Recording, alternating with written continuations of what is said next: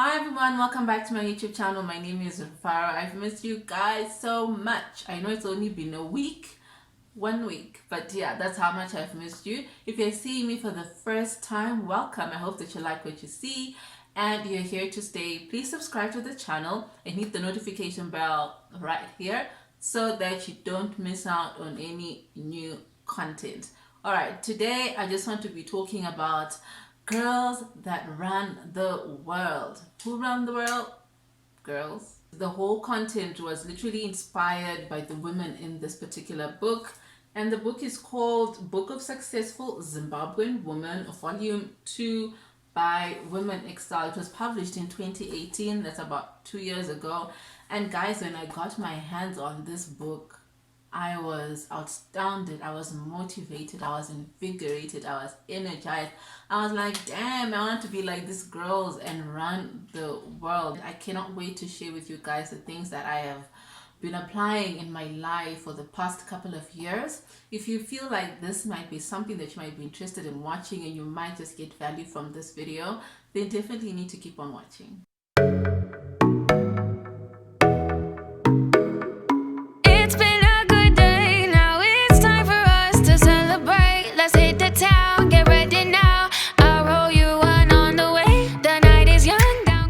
So I've been patiently waiting for another edition of this particular book. I actually found this book in my mother's bedroom. I was going through her things. I don't even know what I was doing in her bedroom that day. And then I bumped into this book and I literally grabbed it. I was like, Mama, can I have this? Can I have this? And she said, no, you can't. I got it at work. I was like, I need a copy. And I think I nagged her for like 2 weeks or so until she managed to get me my own copy. And she made me pay for it. She didn't even buy me this book. I had to buy it myself. But anyway, I haven't seen anything quite like it. There are powerful stories in this particular book, and I think that if you are able to get, if not this volume, then the next one, if you know when the next one is coming out, please just hit me up in the inbox. Let a girl know. I cannot wait to get my hands on this particular book. And I remember when we got this book, one of my closest friends and I, who I used to work with, we would sit down and go through some of these profiles in this book and be like, wow, and be amazed. I think we were obsessed with this book for a significant period of time, and we learned so much. And I've always asked myself, who told these women that they're the most successful Zimbabwean women out there? I truly believe that there are probably other more successful women out there, but one thing that I can say I appreciate about what was done, or the context behind this book, is the fact that, you know what, sometimes in life, if you wait for someone to tell you that you're great, you might wait for a long time. And it's all about seizing opportunities and telling other people that, you know what, I know my value.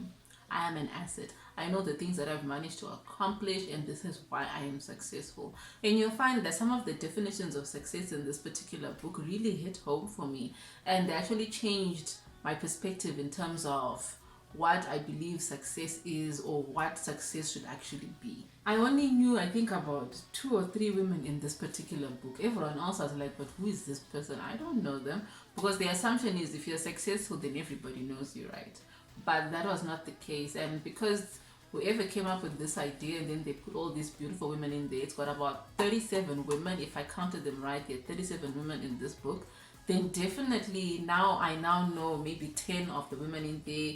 Some of them I've actually been stalking them on social media, just seeing the things that they've been accomplishing and being inspired and staying motivated.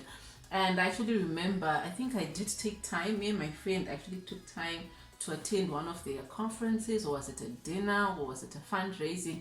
I don't know. I love things, so I definitely, figure out how to partake in some of these things. But yeah, there's a lot of wisdom, and there's a lot of gold nuggets in this particular book. So I think I'll just break it down and talk about maybe a few women that really inspired me and what it is that I actually learned from them. And I'll start with daydreamer Mutiema. She's literally on the cover right there. And this woman, guys, she's gold. You know, women who are gold, she's gold, particularly if you want to be working in the corporate sector, or in the finance sector. But if you want to wear a blazer and a suit to work kind of environment, or if you want to become an executive or any of those things, she's definitely one of those people that you need to watch. And I believe that there's a lot that we can learn from her. When this book was published, Daydreamer Mutiema was the executive head of marketing, public relations, and communications at Nedbank. Fast forward 2 years later, she's now the divisional director for retail banking at the CBZ at the Commercial Bank of Zimbabwe. And for me, that is gold. Like, you're literally just getting better and better in terms of the things that you're achieving or the goals that you're setting out for yourself. What I like about what she said in this book, because when you go through it, you realize that it's got different profiles, and they do sort of like in Q&A for you to get to know the person better. And the question said, what is your vision? And she said that her vision was to live a life that makes Jesus Christ attractive to others. Just hearing that, sometimes it sounds boring. Oh, okay. And you don't necessarily expect to hear that from someone in the corporate sector. But guess what? She lives a life where she believes that God is the center of everything that she does. And she wants all the blessings that he showers upon her to reflect back to him. So she wants her work to bring glory to God. She wants the fact that if people then look at her, they realize that, okay, what she has and the gifts that she has and the blessings that she has, they all come from God. And for me, that spoke to me, and it made me realize how important it is to have faith, and how much faith then plays an important role into how I view myself, how I set my goals, how I put down a plan to be able to achieve my goals, and how I celebrate them each and every time if I get a win, or even how I handle failures. If you're someone that believes in traditional medicine, for example, if something bad happens to you at work, you will run to traditional medicine for answers.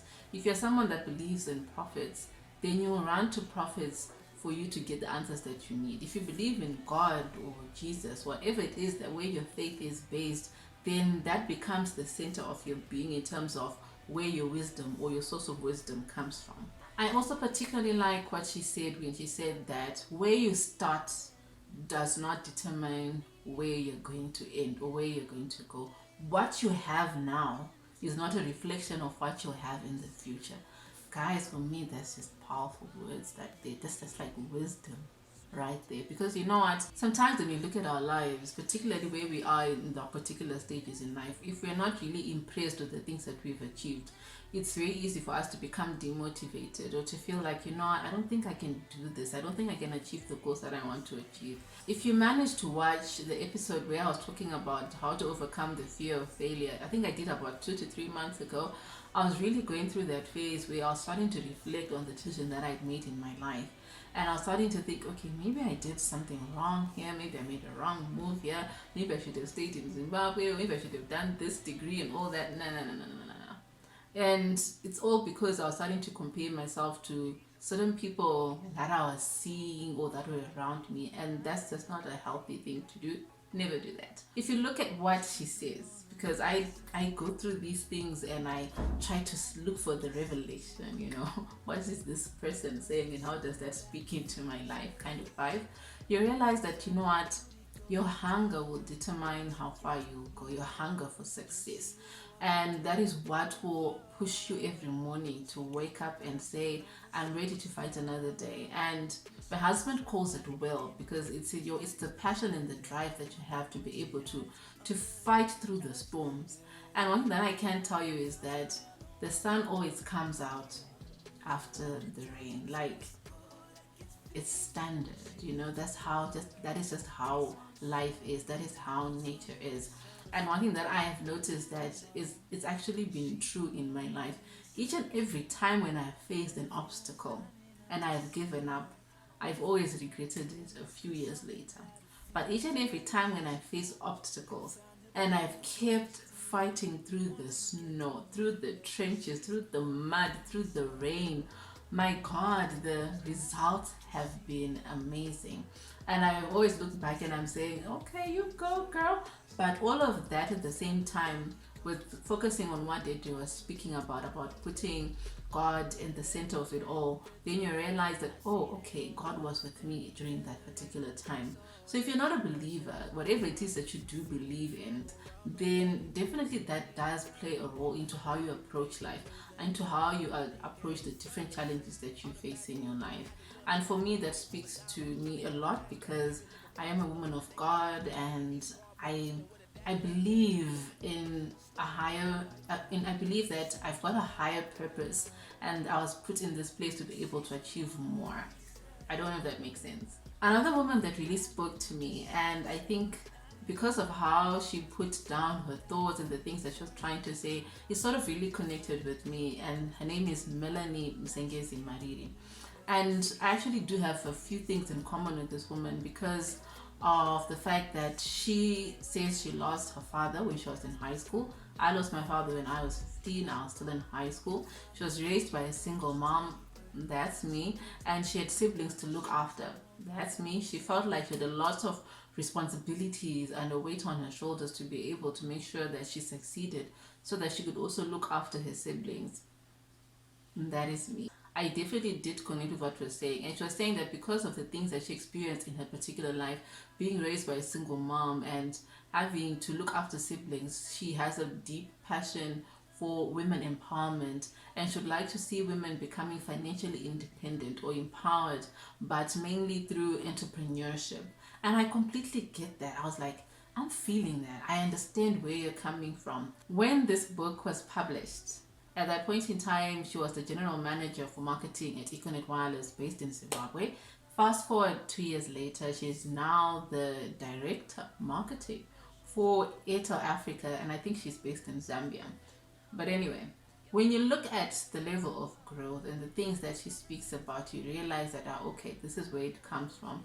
And she speaks about having to, that having that drive to empower women and making sure that women are financially independent. I remember at some point, one of my previous managers used to say, why do women gravitate towards you? It's like you have this influence that you don't even realize. You have this leadership role that you're in, and you seem to have a lot of people coming to you, and they're coming for mentorship and all those things. I think it's actually up until my manager mentioned it that I realized that, I think I do have a passion for wanting to protect women, wanting to give them the power and the strength and to help them realize how great they are. I don't think there's ever a person that I really mentored who ended up not climbing the ladder. I don't think there's anyone who is still where they are, like from the time that we started interacting. They all managed to just sort of find their way, and I do not take credit for them, for their success or anything like that. But I realize that I also am attracted to women like that who are ready to break off the chains and find strength within themselves to be able to achieve their goals. There are a lot of people that do come to me and they say, I want to start a YouTube channel. I want to open a sofa store. I want to start a business. And they want to, but the moment that you sit down with them and you start telling them about business plans, about learning new skills, about taking a course and all of that, they go quiet. And when you try to follow up and see, okay, so how far with that project, they're sort of also quiet as well. They haven't really moved. And it takes a lot of courage for one to say, this is what I want to do. It took a lot of courage for me to say I want to start doing a YouTube channel.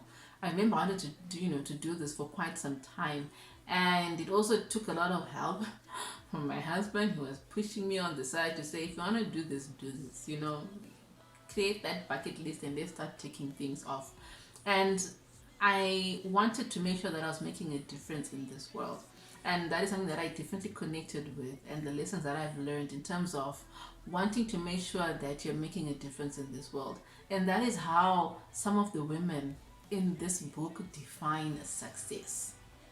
So success for them is not defined by material things, by expensive hair, clothes, shoes, cars, property, titles and positions. No, for them success is measured by how much impact they have made in different people's lives as a result of their influence or their work. And for me, that is everything. I actually remember a story that Melanie actually put down in this book, where she was talking about how, there's someone who overheard her in the corridor while she was at work saying that I am successful. And that person looked at her and she was not impressed.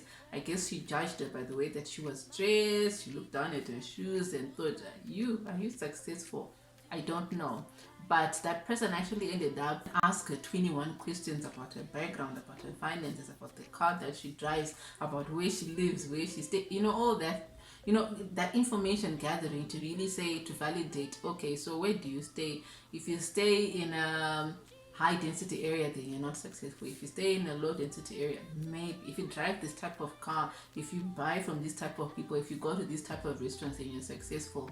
And success, if you look at it in my way, other than you telling yourself that you're successful, success can be a mindset. If you really want to say I'm successful, you can walk around and say, in my current status, I am damn successful, but there are other people that then look at you and they're thinking, no, you're not successful because you don't drive expensive cars, or you're renting and you don't have your own property, or you don't travel the world, those sort of things.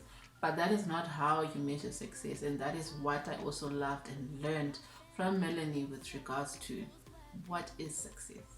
Another woman that really also made an impact in my life in terms of what I also learned from her with result of reading this book is Pastor Mags Mutiswa. She is a Zimbabwean. I think she's based in America. I'm not quite sure. Yeah, I think she is based in America.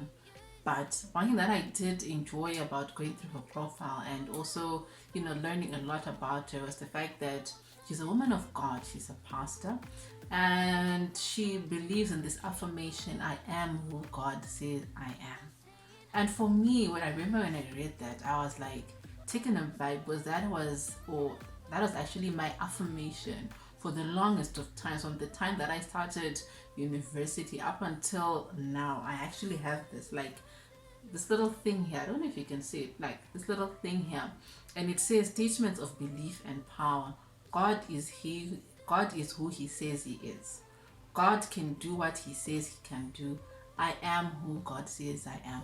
I used to repeat these words over and over for the longest of times, and this thing is like super old, guys. I think if I try to take out this little piece of paper that I printed it and put it somewhere, this is a clothing tag that I use. I think I remember I bought something in there and I just put the little message in there, and then I used it as a Bible marker, as a bookmarker for the longest of time. And when you have that belief in yourself, it goes back to what Deirdre was also talking about in the book, about having, your faith rooted in God. And for me, that has just been an amazing journey for me in terms of being able to achieve the things that I've achieved in my life. After going through this book and just, profiling some of these women, I realized that unsuccessful people do not know who they are. They don't know their worth. They don't know their value. They don't know what it is they want to achieve in life. And they don't know what their purpose is. I guess sometimes you can be successful and you don't know what your purpose is. But if you really know what you're meant to be, each and every time when you fulfill your duties and you execute your goals, you feel fulfilled. Unsuccessful people do not set goals. It's like they're just waiting for miracles to happen. No, I'm just joking. They don't set goals. So because of that, they've got nothing that they're working towards. Goal setting is an important part. I think I even mentioned this in like 2 or 3 videos. I'll put a link there. Successful people, on the other hand, when we're now looking at their way of thinking, it's completely different from what I was talking about. They set goals. They've got vision boards. Successful people embrace change. They don't criticize. They accept responsibility for their own actions, and they do not blame other people for their failures. Successful people also want other people to succeed.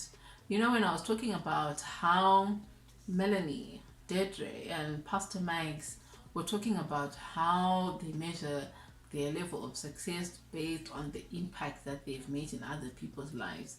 Wow, for me, that really speaks to what this is, to say that they want other people to be able to grow. But anyway, guys, so these are the things that I've learned from some of the women in this book. I could go on and on. Like I said, there are 37 women in this book of successful Zimbabwean women, and it's volume 2. I don't know where volume 1 went. I guess it missed me. Maybe I wasn't serious about life then. I don't know.